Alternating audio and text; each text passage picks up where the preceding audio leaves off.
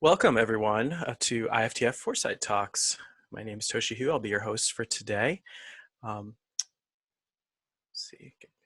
Today, our guest is going to be Stuart Candy, one of my favorite futurists and provocateurs, a longtime friend and colleague of IFTF.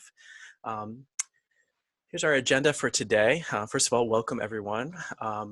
And I'm going to be sharing some updates around some of the learning and foresight options with IFTF. Then we'll have our conversation with Stuart, and then we're going to finish it off with a Q&A with our audience today. That's you.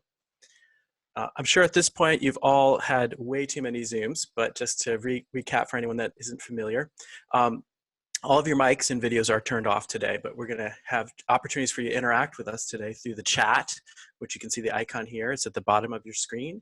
And also, if you have any questions, we'd like to ask you to put them in the Q&A. You can see that button there also at the bottom of your Zoom screen. Don't put your questions in the chat. That helps us keep them all together. Oh, and also, please introduce yourself in the chat. It's always great to know who's here and where you are around the world. So today's Foresight Talk is part of a series produced through the Foresight Essentials program at IFTF. And really the purpose of these talks is to grow foresight capabilities across our community through these kinds of enhanced connections and mutual learning and better awareness of community needs. So that's why your engagement today is going to be really important, so we can understand where you're coming from and what your questions are. IFTF Foresight Essentials is a whole portfolio of trainings that empower you to implement strategic growth and strategic foresight, navigate large-scale change, and lead towards a vibrant future. And Foresight Essentials can be offered to both individuals. We also do custom trainings for teams. And then we do a large number of community engagements like these Foresight Talks. We also have Ask a Futurist webinars and a newsletter that we encourage you to sign up for. If you'd like to get even more involved, we also have our FTF membership program called Vantage. It's our partners program. And this offers, our partnerships offer research-based perspectives, collaborative digital platform, customized coaching with our researchers. We have our big annual immersive summit, 10-year forecast, and we just launched our Futures Factors signals database that we're really excited about. So if you want to check that out, you can find that on the IFTF website. So without further ado, I would like to introduce our guest speaker, Dr. Stuart Candy. He's the director of Situation Lab, as well as associate professor of design at Carnegie Mellon University. Let's see if Stuart's here with us. Stuart, I'm going to unmute you here. Hold on. Can you hear me? We can hear you now. Great. Good to see you and hear you. Great to see you too, Toshi. Thanks for having me. Yeah, so Stuart, I'm going to let you introduce yourself a little bit, talk a little bit about your background, what your interests are, and what you've been up to. Yeah, sure. Well, first of all, thank you for having this series. I think it's incredibly cool that you're creating this platform and really awesome that there are so many people interested in tuning in and thinking about the longer term when we have our work cut out, it seems, just thinking from one day to the next in the midst of this COVID-19 pandemic. But yeah, so I'm a, what am I? I'm a design professor and a professional futurist. And I came across the field when I was in high school. So it's kind of been part of my thinking for my whole adult life. And that is one of the reasons why I guess I found my way to this, what began, I think, as an unusual intersection of futures and design, because I had to it felt like I had to explain to almost everyone I met that, for years and years, that there was a field called futures, and no, it isn't, crystal ball gazing and just prediction and financial modeling or something. And that sort of seeded, I guess, a hunch that we could be more effective in the way that we operate as futurists by speaking to people in a more visceral and emotional and kind of easier to understand register than, at this sort of 40,000 foot level of how the world might look different on paper or in charts or in words. And those things are valuable, but, these other registers that are closer to the ground beckoned. And I think one thing that you and I have in common, Toshi, is, I mean, except you've actually done it, is a passion for film.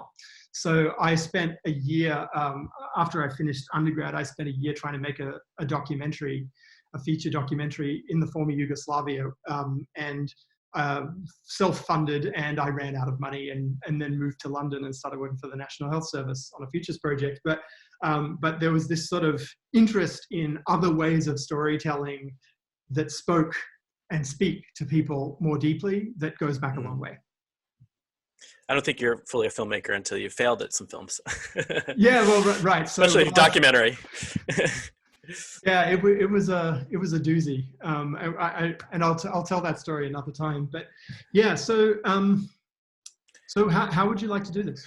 Well, let's get started. Let's just talk a little bit more about Situation Lab. Tell us about Situation Lab, who's involved, and what's it all about? Sure. What's the situation? Yeah. So Situation Lab is a kind of research unit / band that Jeff Watson, who's a professor in the School of Cinematic Arts at the University of Southern California these days, he and I started it together when we were both professors in kind of adjacent academic programs at Ontario College of Art and Design University.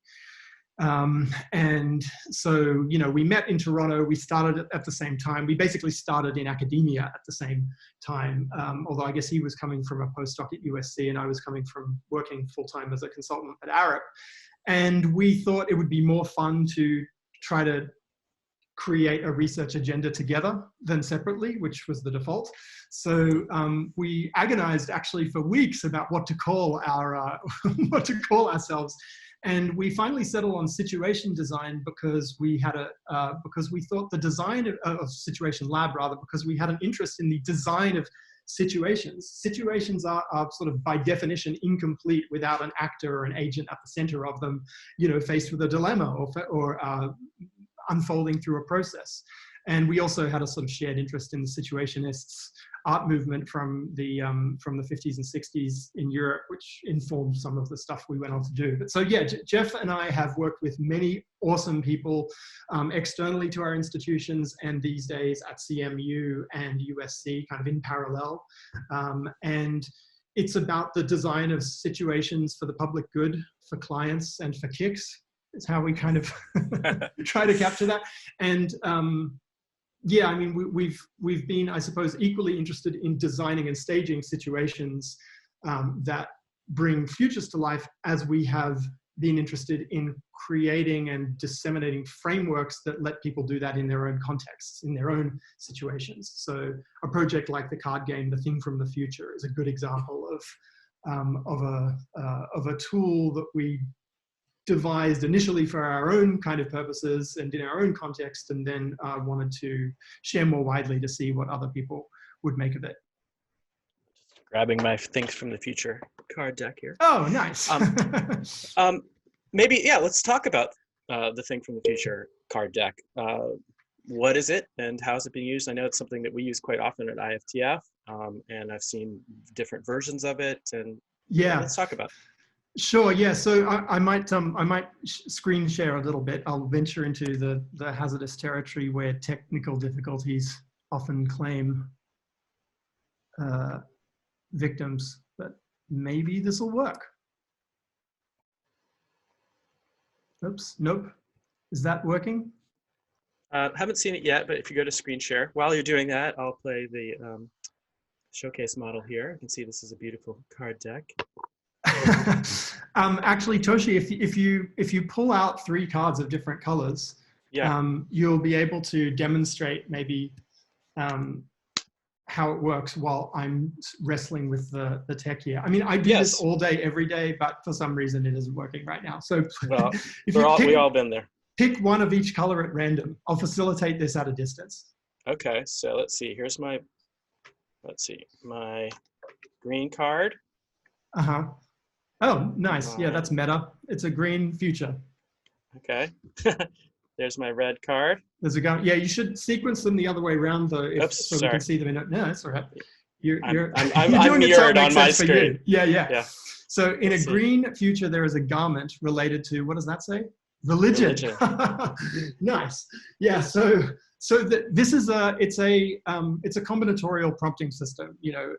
Basically with three different components at different levels of abstraction. One tells you what kind of a world you're imagining within. One tells you what kind of a thing or fragment of culture you're being invited to devise and come up with on the spot. And the third, sort of the blue one in between the macro and the micro, is the meso of a theme, an aspect of human society or endeavor that kind of flavors and connects the macro and the micro. So I'm not going to put you on the spot, Toshi, and make you come up with a garment related to religion from a green future, but I trust that you could if you gave it a moment or two's thought. And the idea is that you have this highly customizable sort of ensemble where the dirty secret of the card game is that you don't actually need the cards in order to think in this way. You just need to realize that when you're imagining, you're usually imagining within you're always imagining with assumptions, and by feeding yourself kind of constraints that enabling constraints at these three different levels of abstraction, you basically guide your attention into a particular imaginative domain. And that can turn out to be quite powerful once you harness it intentionally. Here, I pulled up another one here. Oh, there we go. A joyful future. There's a product related to resources. What is it? Yeah, that's nice. I don't know what that is, but if people have ideas, maybe they can put them in the chat. A joyful future. There's a product related to resources.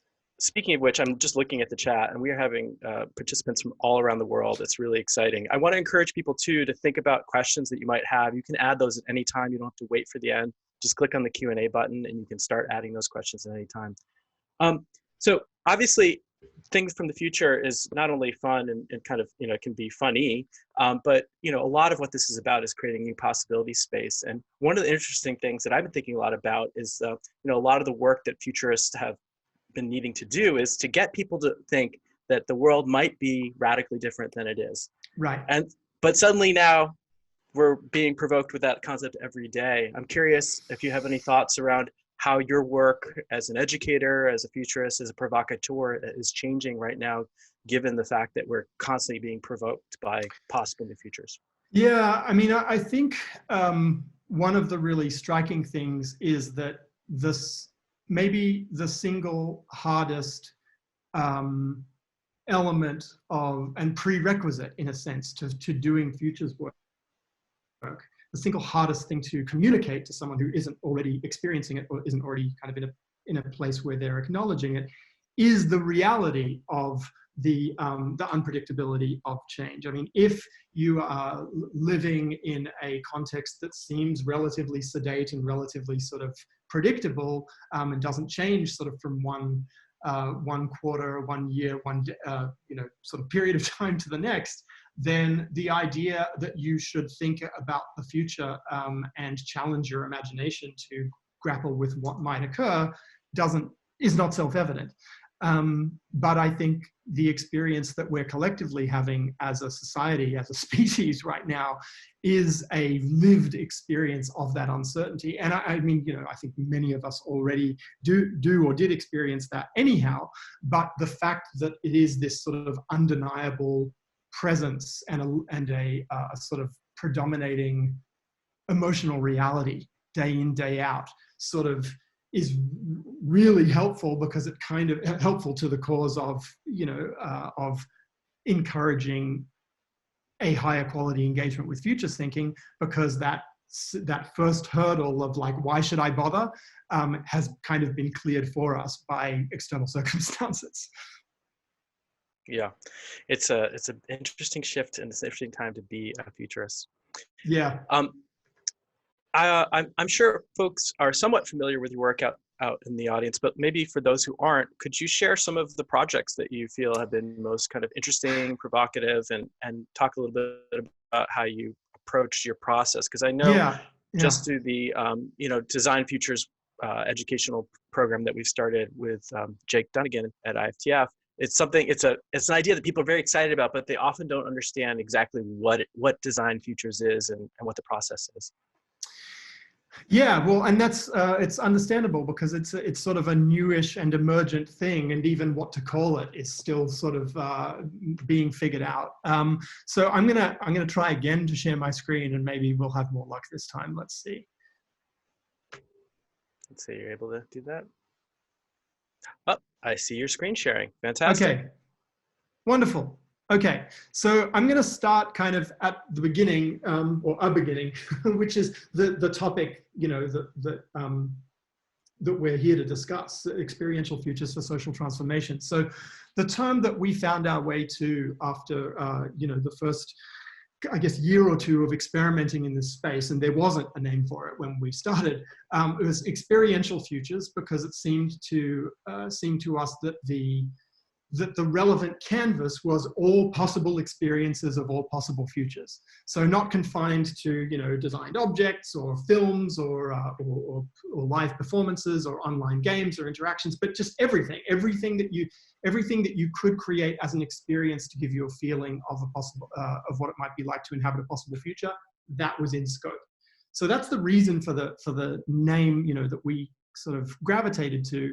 And another way of defining it, or sort of characterizing it, is as the design of situations and stuff from the future to catalyze insight and change. And so it can look like, you know, stuff like design fiction and speculative and critical design. You know, these are terms that have really surged in visibility in the design world and beyond in the past 5 or 10 years.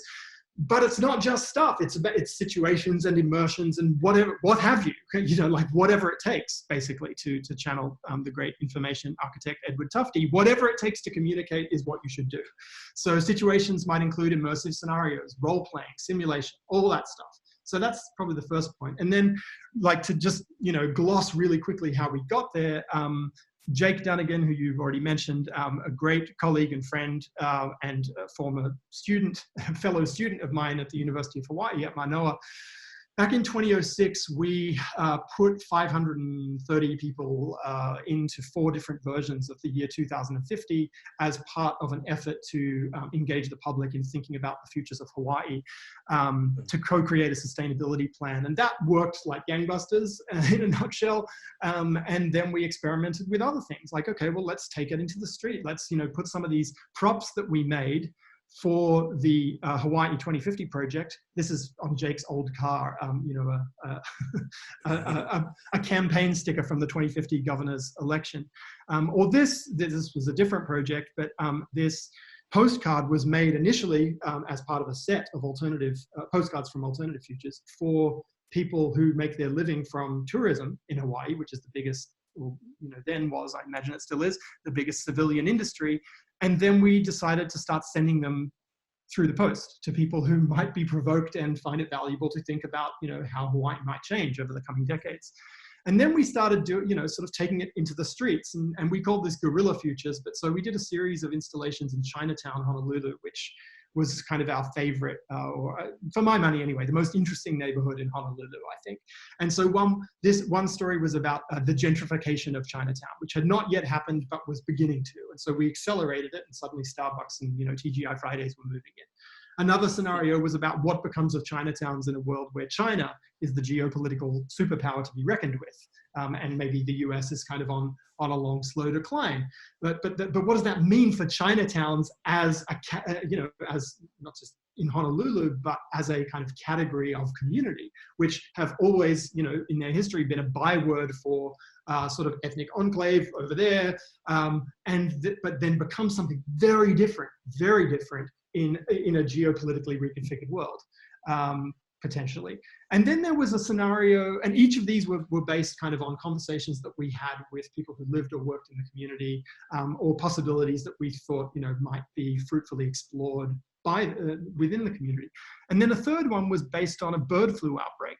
And it was set in the year 2016-17 in our story. So we did this work in 2007. It's going back a bit now.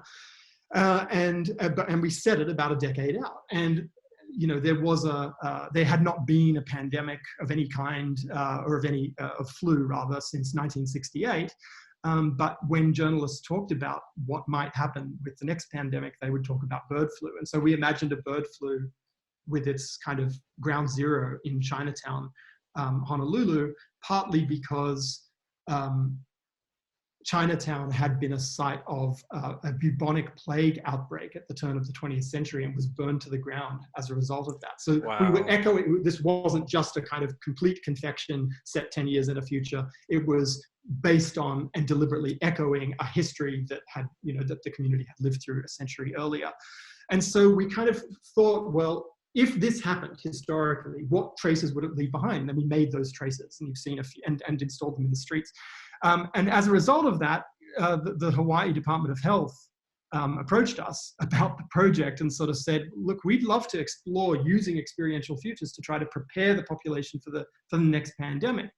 And we were thrilled because this ended up on the front page of the newspaper. That's Jake on the right, looking very, very excited. I was also excited, but anyway. So basically, that whole trajectory of how do we take futures and make it not just a workshop, not just a conversation, not just a something engaged on the page or in charts, took us through a couple of years of experimentation, and then the Department of Health came and asked us for to see what kind of collaboration might be possible. And then there was another trajectory, and they said, okay, well, let's do something, but we need to go find funding. And they went away and for about a year. And during that year, IFTF ran Superstruct, which was billed as, and I think it's true to call it, the world's first massively multiplayer forecasting game, designed by Jermaine Cascio, Jane McGonigal, and Kathy Vian, your colleagues, Toshi. And so this was based on a series of 5 super threats, including a disease-related one, which now sort of looks eerily prescient, and one that around food and so forth. And 7,000 people pretended to be themselves 10 years in the future. Jane called that real play rather than role play. And so that project kind of came to an end after, I think it was a 6-week run in September 2008. And the State Department of Health came back and said, okay, we got the funding from the CDC. What shall we do? And since this, experience was just, fresh in my mind, I was like, well, why don't we do an alternate reality game? We can't just sort of put a series of installations in the street and expect that to change how the whole population, thinks about pandemic flu. We need to figure out a more sustained site of interaction, and an alternate reality game set a few years into the future seemed like a way to do that. So what happened next was, and here I'm going to try and return to the screen sharing, but it doesn't want to let me. Oh no, there it is. There it is. I can do it. Zoom notwithstanding. Yeah, so the CDC funded this project. The Hawaii State Department of Health commissioned it, and it was called Coral Cross, and it was about a flu pandemic set in 2011, 2012. But the project was incepted in 2008, and we were working on it for the first several months of 2009. And the whole challenge was to kind of figure out a way of creating a sense for people of what it might be like for there to be a pandemic, because there had not been one, the Hong Kong flu, for 40 years, since 1968. And so the biggest challenge that we as a design team had was how to bring this story to life so that people would kind of take it seriously. The idea that you could touch a doorknob and then touch your face and get sick, and not just get sick, but contract a deadly disease. And so we had this whole kind of in-world, this whole diegetic thing set up. And then, well, the long story short is that a month before we were going to launch, there was an actual pandemic. And out of nowhere, H1N1 swine flu appeared, and suddenly Coral Cross had to be a real project, not an alternate reality game, but what we called an emergent reality game. And we redesigned the whole thing as an exercise in engaging with and learning about how to not get sick during a pandemic, and how to spread wellness rather than illness. So we had players from around the world take part, and it ended up involving a particular focus on how the players thought that a vaccine should be allocated among different segments of the population according to what kind of values, heuristics, if you like who should go first. What should the queue look like? That was one of the questions that the CDC was very interested in exploring, and we did all of that. But it was just an incredibly weird project because it was, you know, the best laid, the best laid futures plans. You're there trying to create an opportunity to think, you know, dutifully further out about what could happen, and then suddenly, you know, reality just blows it out of the water. So we had various. There were 5 goals for this public engagement project. 3 of them, Coral Cross sort of directly supported. The other 2 a little bit more indirectly. But it was a sort of humbling experience in realizing that however much you might try to get ahead of events, that, well, as you know, one of my favorite writers, Kurt Vonnegut, says, or one of his characters says, history is merely a list of surprises. It can only prepare us to be surprised yet again. And so that was kind of a surprise.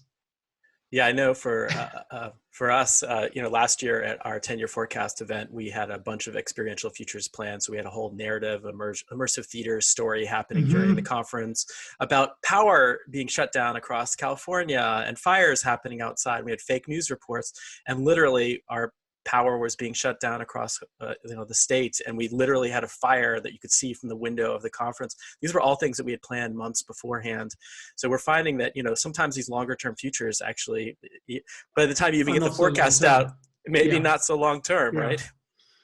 Yeah, I mean, it's a genuine challenge, because, you know, how do you set about then instilling a kind of an ongoing capability? I mean, sometimes these projects will founder on well-meaning but, you know, ill-timed realities. But I don't think that's a reason not to engage in foresight. That's a reason why it needs to be done sort of on an ongoing basis, because among other things, it can be outrun by these kinds of things can be outrun by real life at any time. We're going to go to questions in just a couple minutes, and I'm already seeing some great ones. So I want to encourage you folks in the audience to keep asking questions. We probably won't get to all of them, but you know, we'll try to get to as many as possible. Stuart, before we go to Q&A, I wonder if you can talk about the Experiential Futures Ladder. And I don't know if you have a visual. I have a visual queued up if you need it, but do you have that? Yeah, I do, and I can, but let me. Yeah, because I think that's really helpful, I think, to a lot of people. You know, a lot of this stuff is very conceptual. There's so many aspects to it. There's so many different flavors and ways. And I think that diagram is really helpful in helping people to understand, like, how do you take it from the highly conceptual to actually making things that people are tangible, that they can interact with. Absolutely. Okay, so here we go. Okay, I think we're getting slightly smoother at this. So yeah, the Experiential Futures Ladder is kind of an approach that came out of the collaboration with Jake Dunnigan over many years, but a particular event in 2012, the first edition of a festival called Emerge, hosted each year now by Arizona State University. And we had to create a sort of, or host a framework, host a workshop with 20 people we'd never met. Actually, it turns out we'd met one of them, but we didn't know that we would know any of them. And have them co-create an experiential scenario in like 2 days. And this was a challenge, because usually, you know, in our collaborations, we had, you know, much more leisurely sort of timelines, you know, the luxury of being grad students, I guess. And so we were able to sort of feel our way towards things that in this case needed to be made explicit and needed to be done really quickly. So in a nutshell, what it is a framework for thinking your way up and down from the most abstract level of thought about the future to the most concrete manifestations of possible futures. So if you think ideas about the future are pretty abstract, I mean, you know, a future might be like this or like that. Particular stories that you can tell about it are a bit more concrete. They have some detail to them. That's what traditional scenarios contain and are intended to contain, to make them more thinkable. Experiences within those scenarios are more concrete still. And then objects or tangible elements of those experiences are kind of, you know, like the atomic unit of experiential futures. So what the upper kind of portion of the ladder is what futures has traditionally been good at, navigating the realms of ideas and stories and scenarios and kind of propositions about the future. And the lower half of the ladder is what design and I would say, you know, the arts and filmmaking, etc., and theater have been traditionally been good at. And what the ladder sort of invites you to do is to keep moving down and not stop at just, you know, well-crafted, interesting stories and scenarios, but to try to create, if you can, exemplary situations and stuff from those futures. And what's useful, or at least what we find useful about this, is that you can you're making design decisions at each stage of the process. And so there's kind of, you know, there are many different scenarios that you could write that would correspond to kind of relatively vague ideas at the level of settings. Like, you know, when we did, you know, the economic collapse in Hawaii in the year 2050. Well, that could cause a whole lot of different things, and it could be caused by a whole lot of different things. There's a lot of different ways of narrativizing that as a scenario, of making it specific. But then once you have a scenario, you know, that does the work you want it to, of making this future thinkable and narrating it sort of granularly enough to kind of bring it to life in your mind, the ladder sort of invites you to think about, well, what situations or stuff could you create from that future as if it existed, to make it more real and tangible and legible in the present than just the scenarios and the charts and the kind of mental model that you've crafted would be. So that's sort of how we use it, is as handrails for being aware of where we are in the ladder, you know, where we are on the experiential futures ladder, and what kinds of choices we can make in moving up and down. That's fantastic. Thanks for bringing that up. I always find that chart very helpful. A lot of the work that you've shared, and I know that you've done, is very provocative, right? And you're actually intentionally trying to maybe mix reality with these speculative scenarios. But one of the questions that came up was, what would be some good design principles for experiential scenarios or guerrilla futures and interventions, so that it's not taken as disinformation or something that it reinforces kind of this post-truth era? Yeah, right? That's a fantastic question, and I have, because I think that since 2016 in particular in the US, since the you know, since basically the presidential election, and very much since you know, the dawn of the Trump era, I mean, there's always been disinformation. There's always been what we now call fake news. There's always been, there have always been hoaxes and vaporware and so on and so forth. But the damage that those things have been doing to our capacity to make sense together and make decisions together, and the discredit that that extends from things that are not true to things that are, like, you know, the sort of, it's fake news, New York Times, science, it's all fake, climatologists. Right. You know, I mean, it's all being tarred with the same brush. And so, yeah, I take that very seriously, and, you know, did before as well. There's a whole chapter in the Futures of Everyday Life, about which is freely available to download, about the ethics of guerrilla futures work. But I still don't think that there is a kind of blanket prohibition on it, just in the same way that I don't think there's a blanket permission or license to do it. I think it's very much a case-by-case thing. So let me give you an example. So there's a project, actually, that here we go, once more onto the breach with screen sharing. Yeah, Zoom. Bear with me.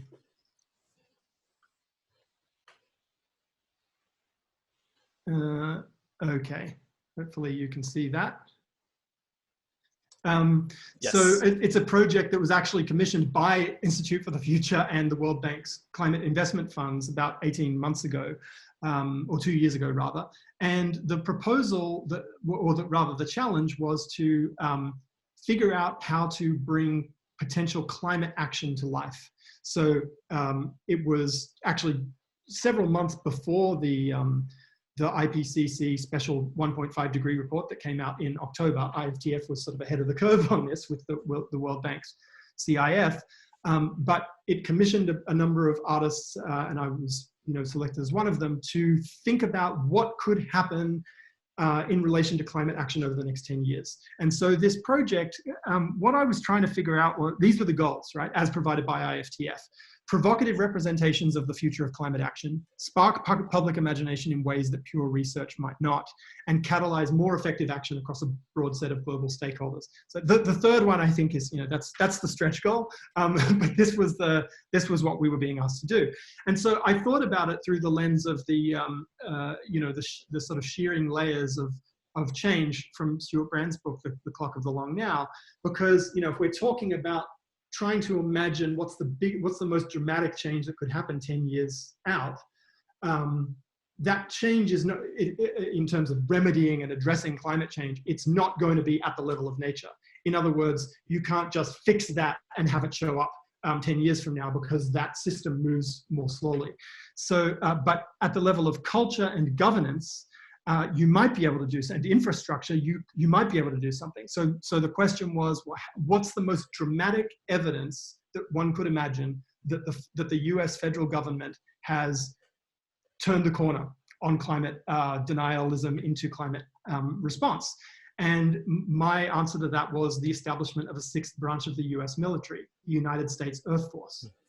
And then I originally wanted to do a live installation of an Earth Force recruitment station in Pittsburgh for people to, just down the road, for people to kind of come in and hear about what serving would entail and what kinds of things the Earth Force does. But time as well as resource constraints kind of got in the way of that. So what I thought was, okay, well, I'll work on just a mundane sort of fragment through this sort of narrow straw of a massive systemic change. So how would the US Earth Force, if it existed in 2030, how would it advertise itself on billboards? That became the question. And so this set of billboards were, these are photo illustrations, but they're made to look, like they're real. They're intended to kind of make you look twice. And so there is a sense in which this is playing with one's sense of reality. And, if encountered out of context, you might go, wait, what? US Earth Force? When did that happen? But then, if you look in the bottom right, bottom left corner, you'll see, there's little clues like established 2029.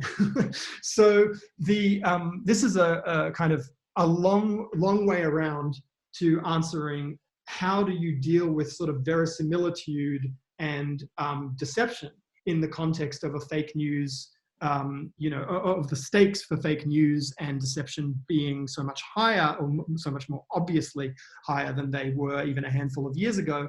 And I think it is that you calibrate the investment of belief that you're trying to elicit from people in a way that is appropriate to the situation. One thing I would still like to do, and we may well do it, is do one of these billboards. We didn't have time originally, but do one or several of these billboards, and let that double take moment of, wait a minute, is that really happening, be an entryway into a hypothetical conversation, but that also shows, when you kind of look more closely at it, it doesn't break the universe of the US Earth Force. It's diegetically coherent. It's established 2029, but that's a little hint to us in the present that we're looking at a hypothetical, not at an effort to fool you. Love those billboards. Those are fantastic. I'm just looking through some of the questions here, and I think we have a lot of experiential futurists, practitioners in the audience. So I think obviously people are loving these examples, and we're already kind of, we've already drank in the Kool-Aid. But I think there's also some questions around how do you take these concepts, these experiential futures, and work with folks who might not be as open or maybe more resistant. So like working with stakeholders or decision makers that can you share any examples of where you had to deal with resistance from stakeholders, including like how you shifted maybe, what were some of the techniques to try to shift mindset? Well, I mean, or at least to make them more open to. Yeah. Well, look, I don't think you can make people open. Like if they're determined to be kind of a clenched fist, that's their choice. But it's invitational. right? And I think you can create invitations to loosen the grip that are kind of what Jim Data calls crackpot realism. Crackpot realism of the present, like the crazy idea that basically whatever is going on now is what we can expect to just sort of continue and extrapolate forever. And it's crazy because that's never been the case, right? Because of history being a list of surprises. But so I think once the and I think I might be channeling Hannah Gadsby with this with this clenched fist thing. I think that's where I'm getting that from. But once it begins to loosen a little bit, you can the invitation can unfold. And actually, I've got an example of a project that I think sort of demonstrates in a sort of nice way how once the cracks kind of open, they can allow potential to sort of unfurl a bit more. Let me screen share here. So there's a project that can you see that? Yes, we can. So IFRC is the International Federation of Red Cross and Red Crescent Societies, and it's it's the umbrella org based in Geneva, Switzerland for every Red Cross, Red Crescent, and Red Crystal Society at the national level on Earth. It's the world's biggest humanitarian organization, and by their own lights, certainly our collaborators, it's been very important and influential, and has played historically a vital role in humanitarian aid globally. But it is not necessarily the most kind of early adopting kind of organizational culture, as really large bureaucracies rarely are. So IFRC came to me in 2016 with a question about how they might begin to incept a futures capability, a foresight capability inside the organization. They had not really done anything in that vein, they told me at the time. And they approached a number of futurists at that moment, like 4 years ago, to kind of convene an advisory board about what it would take to begin to do this stuff.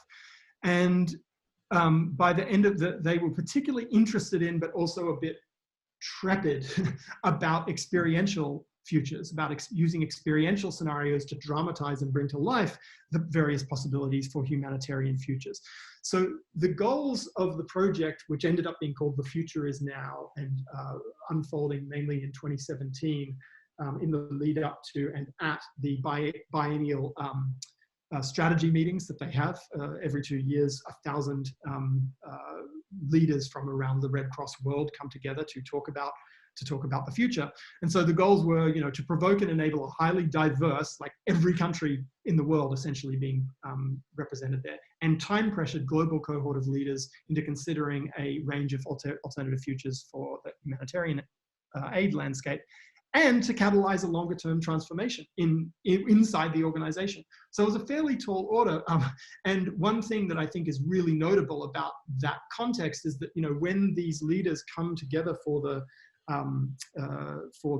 biennial strategy meetings, they will typically have, I'm told, about 2,000 pages of material that they're expected to kind of, they and their staffs are supposed to sort of review and go through. And so the chance of having even the most insightful and brilliant and incisive and needed futures insights kind of getting through to people in that morass of material, if they use the standard kind of communicative strategies, are pretty close to zero. Like, it just wouldn't register, it wouldn't be able to cut through.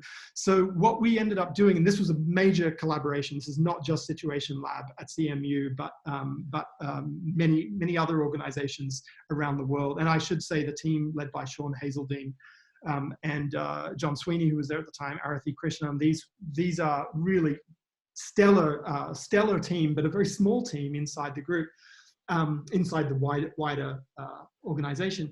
We created, for example, these artifacts from the future to dramatize, in this case, how might the fragmented cultural and language communities of climate refugees begin to find each other around the world and coalesce into a political force. So, because historically that kind of thing wouldn't have been possible. They're not necessarily groups that would easily connect to each other or be able to bridge the language gap. But we might imagine even in the present, but in the 5 or 10 years to come, that forming politically meaningful coalitions and being able to say, no, this needs to be dealt with, that is an interesting possibility that we haven't seen before in the history of the planet. This is an installation by Superflux, Anab Jain and John Ardern and co. This is an installation by Changeist, Scott and Susan Smith and co. These are business cards from the future featuring hypothetical job titles that could exist. This was actually the Red Cross's internal team that created these. People would find them or be given them in a conversation and do a double take and like, wait a minute, you're what, the chief officer for crowdsourcing and peer-to-peer resource mobilization? That's the sort of thing that should exist now and should have in 2017, but didn't necessarily. And so we made, this is back to another Situation Lab example with help from Elliot Montgomery. This was designed to be put, so these were Guerrilla Futures artifacts for distribution at the event in the conference venue. So you might see this when you go to the bathroom, or you might get this invitation. I'm pausing just so you can sort of look at the details here in the year. This invitation underneath your door as an attendee at the conference, and then open it up and find that it's an invitation to the 2029 Nobel Peace Prize ceremony for the Global Red Cross and Red Crescent Network, which we imagined and put forward to as a provocation to our colleagues at the Red Cross, at the IFRC, to think about how they might reconfigure themselves and be, and become all the more effective as a result. And so this is an example, I think, of an organization that has not traditionally been oriented in this direction, but that kind of opened the door just a crack to games, to experiential scenarios, to even guerrilla futures, although I don't think they used all of the stuff that I showed you. Some of it may have fallen at the last hurdle. And that ended up being, covered abundantly and very positively in the press. But this is the kind of response that they were hearing. I didn't think it was possible to gain such serious insights through such fun approaches.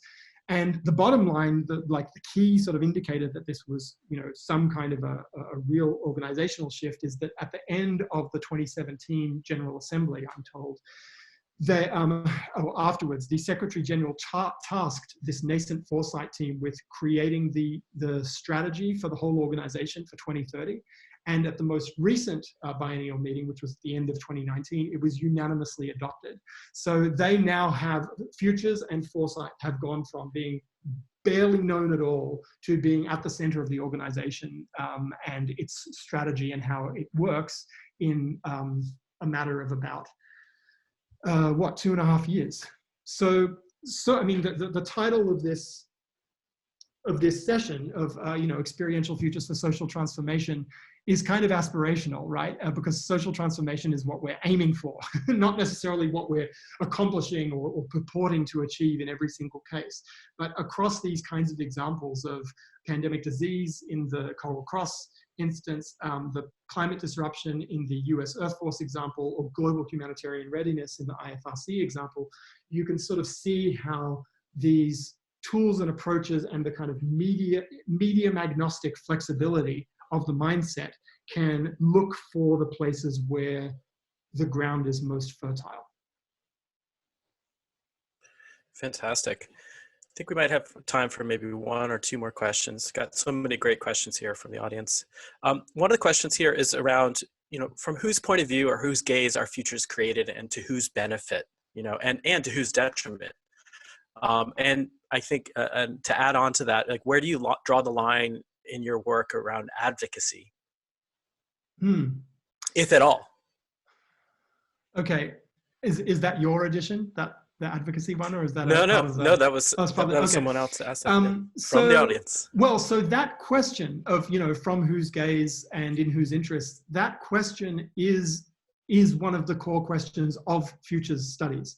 So rather than, I mean, I guess I think of if future studies is sort of usually the academic counterpart to the applied, strategic foresight, working with clients and so forth version of the work. And I think it's one of the reasons why the tradition that I work in and align myself with and appreciate is one that is critical in precisely the way that question is worried about, and that I share that concern, because I think every future, and the work we did in Hawaii in a political science department, or really it would be more accurate to call it a critical political theory department, because that's much more visible as an intellectual current there overall. Those questions of where do these stories come from, and in whose interests are they being propagated, and what does it mean to think about these futures all the time and to ignore these other ones, that is precisely the point of departure for the practice. So that might seem like a dodge because I'm just reinforcing the question, but I'm reinforcing the question because it's a question that you have to ask in every situation. And so, I mean, generally what I'm trying to do as a practitioner and as a trainer and a lecturer is to extend the kind of capacity and the fluency around futures to people who don't have it, or who haven't been raised with it, because it's notably missing from our compulsory education systems. And so advocacy, well, look, I mean, I think part of this is an interesting one, because I think one of the important premises of futures work is kind of creating a container for plurality, rather than pushing sort of single-mindedly for a single image of the future. And you can see that single-minded push in a lot of, not to call IFTF out specifically, but the context you're in, of Silicon Valley, the kind of the technocratic version of the future where the apps will save us all is, that's a really problematic set of assumptions. And I think it's become, over the last several years, much more self-evident to a lot of people that this was a future that was purporting to kind of speak on behalf of a much larger group of people than it was actually sort of serving. So, not answering this question very well, but the advocacy thing is, I think at times trying to make space in the practice for both pushing for the futures that you think need to be talked about, the stuff that's missing, to pluralize, if you like, the conversation and diversify it and deepen it. But sort of in a way, the prime directive is that pluralizing and diversification in service of futures other than the ones that you yourself as the practitioner would like to see happen. So it's kind of a balancing act, I think. Absolutely. I think we have time for one more quick question. We've got a question from someone in the audience saying, how could it, I'm going to guess that we have a lot of experienced practitioners, but this question is, how could an amateur in this field begin to experiment and learn? Do you have like 3 steps or a methodology just to begin with? 3 well, actually, I think the thing from the future might be a good way to, and this is not a plug for a product because we don't have it on sale, but you can use that same that framework of in a something future there is a something related to something, add a time horizon to it, and experiment with altering, modifying, and cycling through a bunch of different combinations rather, and challenge yourself to create a specific response to each of those combinations. I mean, I think that it's pretty good practice. It's something that we do. It's actually part of how the U.S. Earth Force idea came about. Was once I realized that I was interested in a organization or political level response, I held that kind of constant in the and a radical future. Then I was trying to think about sort of cycling through the thing variable to imagine what are the different kinds of things or aspects, fragments of culture that could serve as the vector for this story to be told. So I mean, I think that is maybe as good a starting point as any for someone who wants to dip a toe in, and you can take it from, take it much further than that if you want. I also saw, just a sort of as an addition to that, Jake Dunnigan popped up in the chat and made what I didn't see the whole comment, but I think what he was saying was that Ashish Nandi's idea of an amazing public intellectual in India, Ashish Nandi, who wrote an article called Bearing Witness to the Future, that I very often assign as reading, talks about futures as a game of dissenting visions, and the idea of creating space for those dissenting visions to constantly be produced and circulated. I think that's right. If that's what you were saying, Jake, I totally agree, because I think that underpins both of the elements of the balancing act we were talking about, creating space for people to kind of diversify their own thinking, and then adding in your own provocations and spice to the mix when it seems called for. Well, on that note, I think I'm going to draw one more prompt here from my deck. Let's see, we've got a resilient heirloom related to love. Can you lift that up a little bit? In a resilient future, there's an heirloom related to love. Related to love. That's awesome. Well, so let's just leave that as a kind of, as a gift to our imaginations to see if anybody wants to jump in with a response. That'd be awesome. But maybe we should all be thinking about the heirloom related to love from a resilient future. Did you pull those at random, Toshi, or are you? Yes. You did, really? That's nice. Yep. All right, cool. Well, thanks very much for having me, and to everyone for showing up. Yeah, thank you, Stuart. Thanks so much. It's always a joy to see your work and get a chance to hear how you approach it. And I'm sure with this, actually, I believe this is our most attended and webinar, I believe. So you've got quite a fan base out there, and we're happy to be able to host the conversation with you here. Thank you, everyone, for coming. And I'm sorry if I forgot to mention anyone who was involved in these projects, because they're all very collaborative. And so that's the other tip to the person who wants to start, is find someone to do it with. Fantastic. Well, with that, I think we're, let's see, going to see if I can share my own screen. I want to thank our guest, Stuart Candy. If you'd like to stay in touch with Stuart, you can check out his blog, and the information's up here on the screen. You can also reach out to me at IFTF, tihu@iftf.org. This webinar recording will be available on our IFTF website. If you go to the Foresight Talks webpage on iftf.org, it should be up in 1 week, and you can also see our previous sessions. Let's see, May 19th, we've got our next IFTF Foresight Talk webinar with Dr. Laura Nissen from Portland State University. That's at 9 a.m., May 19th. And then we also have our Ask a Futurist webinar series, where we're going to be talking to IFTF's longtime provocateur, Pescovitz, who you may know runs Boing Boing, and also recently won a Grammy for a really cool project. He's going to be talking about our magical future, science, art, and the imagination. And that's going to be happening actually even sooner, May 6th at 9 a.m. Pacific time. If you'd like to get information about any of these, please sign up for our website, for our newsletter on our website. And thanks so much again, Stuart, and thanks everyone for joining us today. Take care.